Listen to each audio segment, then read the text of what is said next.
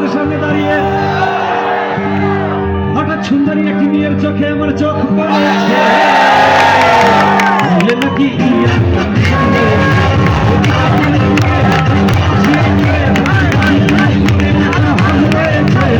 বলে নাকি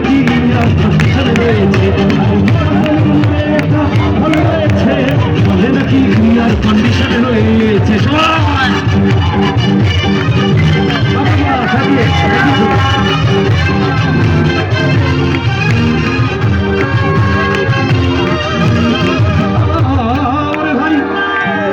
সামনে প্রচন্ড ভিড়।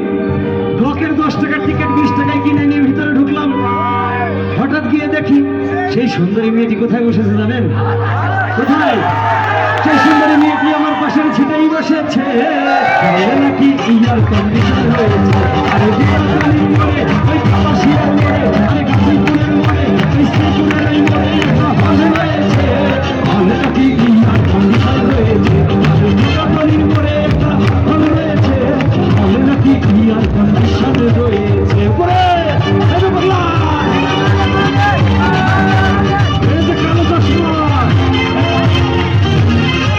সব কালো চশমা বাহিনী কালা কালা ভাই। সিনেমা শুরু হয়ে গেল। যখন শাবনূর আর রিয়াজ প্রেমে হাবুডুবু খাচ্ছে, তখন মেয়েটিকে বললাম তোমার নাম কি? মেয়েটি বলল মালতী বিবি। আর মালতী বিবি বলে সেই মেয়েটি একটা ফগলা হাসি দিয়েছে। কি ইয়ার কন্ডিশন রয়েছে। দীপাবলির মোড়ে ওই কাপাসিয়ার মোড়ে একটা হল রয়েছে। হলে কি ইয়ার কন্ডিশন রয়েছে। দীপাবলির মোড়ে একটা হল রয়েছে। হলে নাকি ইয়ার কন্ডিশন রয়েছে।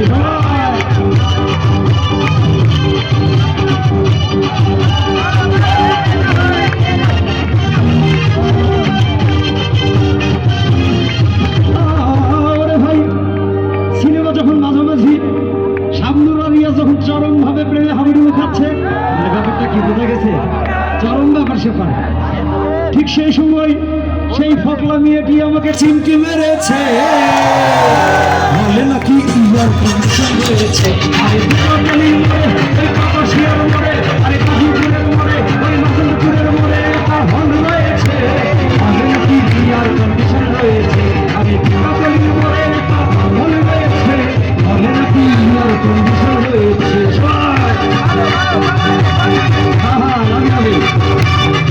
পরিস্থিতি হয়ে গেল।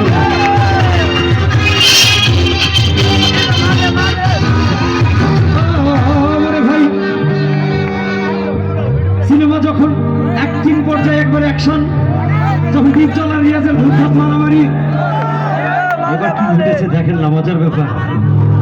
তখন পাশের ছিটে বসে সেই মালতী বিবি আমাকে জড়িয়ে ধরেছে।